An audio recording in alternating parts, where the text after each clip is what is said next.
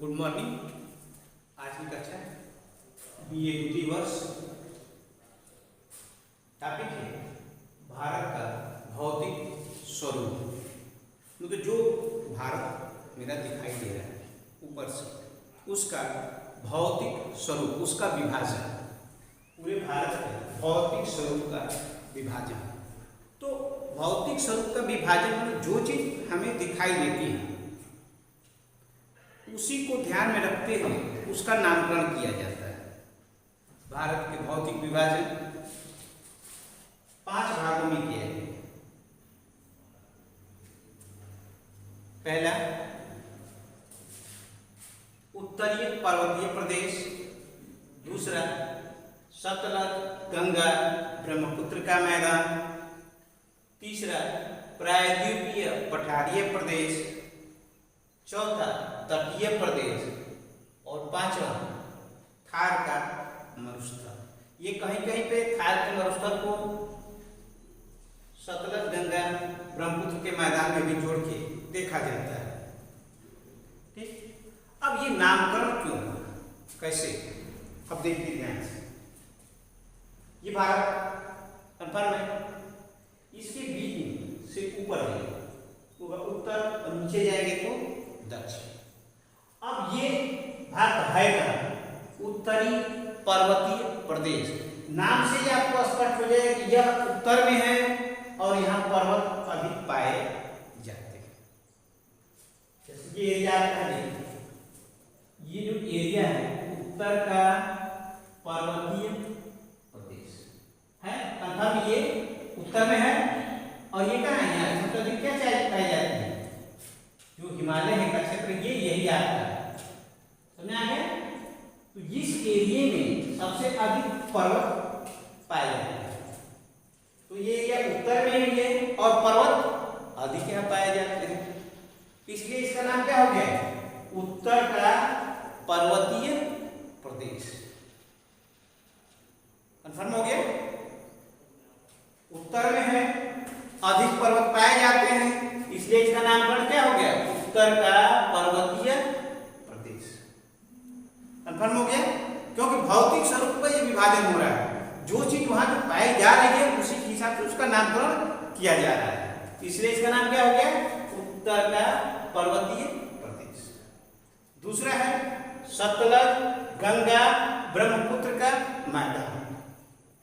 अब ये पर्वत, ये क्या है, सीधा तत्व है कि सतलज नदी, गंगा नदी और जैसे ब्रह्मपुत्र नदी, इन तीनों नदियों के द्वारा लाई हुई मिट्टियों से बना हुआ जो मैदान है उसे क्या कहते हैं, सतलज गंगा ब्रह्मपुत्र का मैदान। मतलब इसका निर्माण जो हुआ है वो सतलज नदी की सहायक नदियों से, गंगा की सहायक नदियों से और ब्रह्मपुत्र की सहायक नदियों के द्वारा लाई हुई मिट्टियों से निर्माण हुआ है।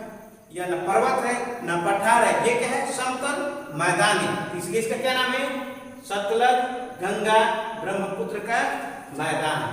मतलब ये समतल मैदान का निर्माण करने का मुख्य कारक है सतलज गंगा और ब्रह्मपुत्र और इसकी सहायक नदियों द्वारा लाई हुई मिट्टियों से निर्माण होता है, इसलिए इसका नामकरण क्या हो गया, दूसरा सतलज गंगा ब्रह्मपुत्र का मैदान। कंफर्म हो गया?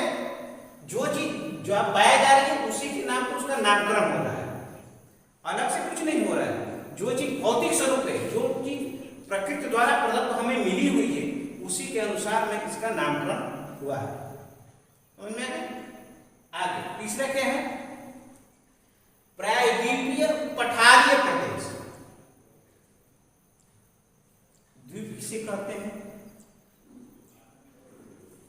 जो चारों ओर से जल से घिरा हुआ स्थल भाग जो बीच में होता है उसे क्या कहते हैं, द्वीप। अब प्रायद्वीप मतलब तीनों से, तीनों से घिरा हुआ एरिया, प्रायद्वीप, पहले समझ में आएगा। और पठारीय प्रदेश, पठारी मतलब पर्वत इस तरह से होते हैं, समझ में गया।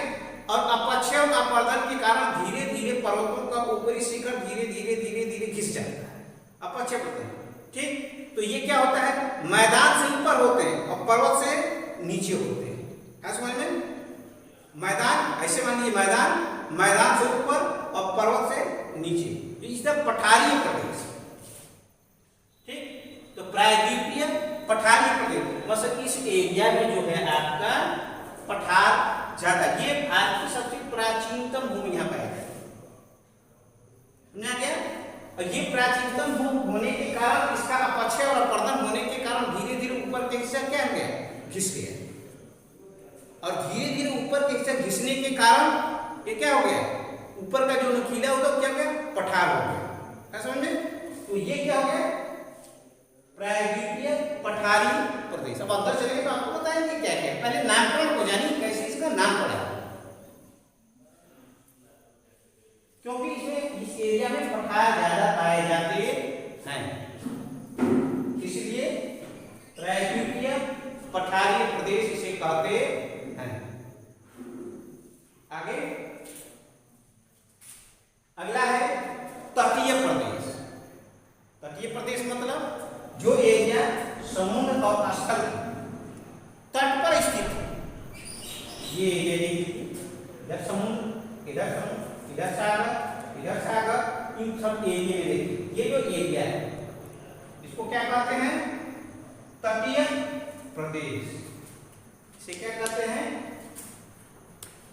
तटीय प्रदेश। तटीय प्रदेश। अब भी पूरब में है तो पूर्वी तटीय प्रदेश, ये पश्चिम में है तो ये हो गया पश्चिम तटीय प्रदेश। तट मतलब स्थल और जल के पास निकट वाला जो एरिया है इसे क्या कहते हैं, तट। तो पूरब में जो सटा हुआ भाग ये है पूर्वी तटीय प्रदेश, और पश्चिम में सटा हुआ भाग उसे क्या है, पश्चिमी तटीय प्रदेश। वह कन्फर्म नामकरण तट क्यों रखा गया, तटीय प्रदेश नाम, क्योंकि स्थल और जल के पास सटा हुए भाग के बारे में जब अध्ययन करते हैं तो उसे क्या कहते हैं, तटीय प्रदेश। पूर्वी तटीय प्रदेश और पश्चिम को पश्चिमी तटीय प्रदेश। अब आगे हो गया पांचवा, थार का मरुस्थलीय प्रदेश। वह प्रदेश जो मरा हुआ है, माने कृषि योग्य भूमि वहां पे नहीं है। मरु का मतलब मरा हुआ है, तो इसलिए ये प्रदेश को क्या कहते हैं, थार का मरुस्थलीय प्रदेश। यहाँ बालू की अधिकता पाई जाती है, ऐसा समझ में। अब इसमें आप एक एक करके आप पढ़ें। जैसे पहले उत्तरीय पर्वतीय प्रदेश। अब उत्तरीय पर्वतीय प्रदेश में भारत की उत्तरी सीमा पर विश्व की सबसे ऊंची एवं पूरब पश्चिम में विस्तृत सबसे बड़ी पर्वतमाला, यह विश्व की नवनीतम मोड़दार पर्वत श्रेणी है। उत्तर के पर्वतीय प्रदेश को 4 प्रमुख समानांतर पर्वत श्रेणियों में बांटा गया है। अब इसको देखिए, ये उत्तर के पर्वतीय प्रदेश 4 समानांतर, जैसे 1, 2, 3 और 4 क्रमशः नाम। ठीक, पहला नाम है ट्रांस हिमालय प्रदेश, ऊपर से जाता है क्या है, ट्रांस हिमालय प्रदेश। दूसरा है सर्वोच्च बृहद हिमालय प्रदेश, हो गया।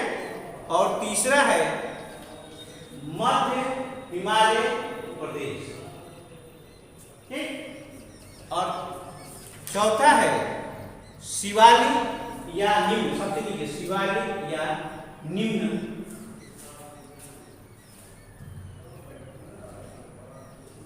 या वाह हिमालय प्रदेश। है समझ में कर पर? हम इसको उत्तर के पर्वतीय प्रदेश को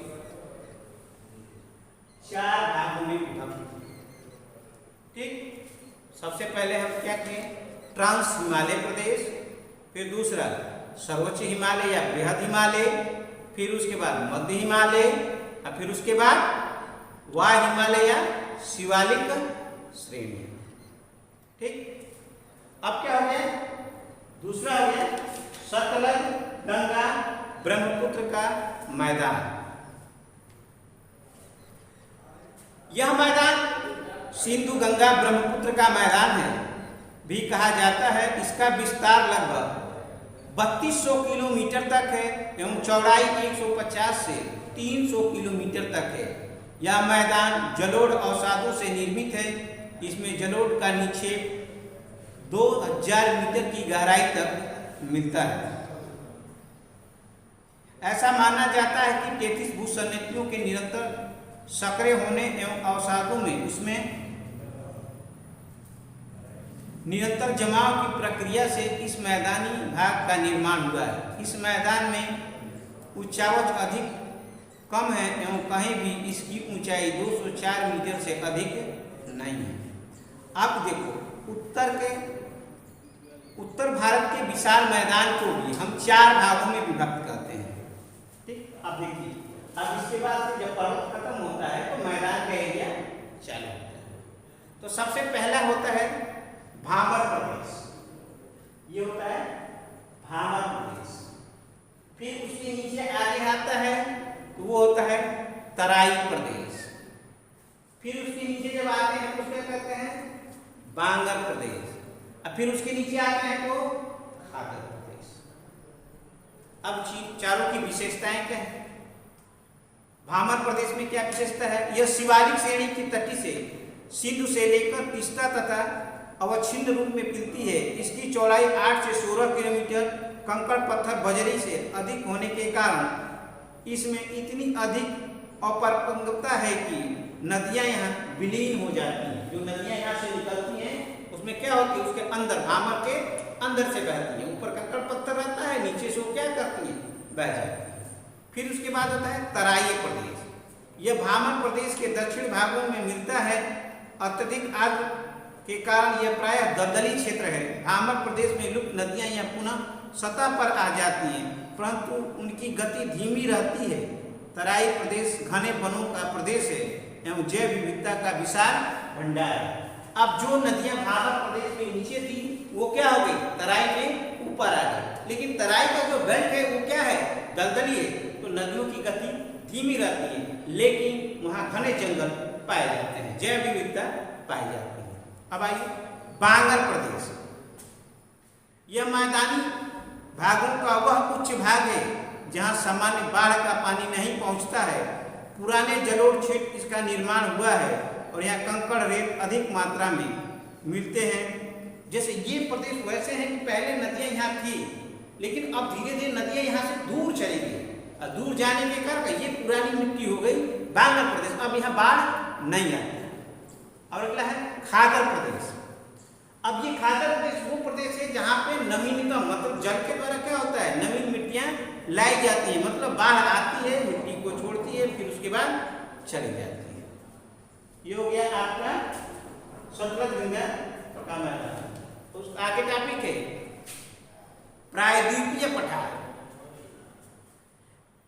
यह प्राचीन गोंडवाना भूमि का भाग है एवं त्रिभुजाकार आकृति में है। इसकी औसत ऊंचाई 600 से 900 मीटर है।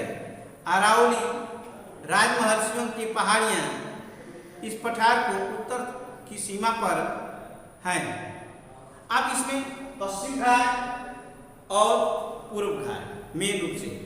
पश्चिम घाट ताप्ती के मुहाने से लेकर कन्याकुमारी, यहाँ से लेकर यहाँ तक 1600 किलोमीटर लंबी में विस्तृत है। इसकी औसत ऊंचाई 1200 मीटर है। उसके बाद पूर्वी घाट इस एरिया में श्रृंखला के रूप में नहीं मिलती, क्योंकि महानदी गोदावरी, कृष्णा, कावेरी आदि नदियों के जगह जगह कटा दिए हैं। पूर्वी घाट की सबसे ऊंची चोटी उड़ीसा के ओरियाकोटा है। ये हो गया। अब आ गया तटीय प्रदेश। तटीय प्रदेश में मुख्यतः पश्चिम तटीय प्रदेश और पूर्वी तटीय प्रदेश, और उसके बाद थार का मरुस्थल। वह भूमि जो मरा हुआ है उसे क्या कहते हैं, थार का मरुस्थल। ये हो गया आप आज का टॉपिक भारत के भौतिक स्वरूप। अगर आपको वीडियो अच्छा लगे लाइक करें, शेयर करें। अब कोविड-19 में अधिक से अधिक छात्रों का कल्याण हो सके, इसलिए इसको आगे बढ़ाएं।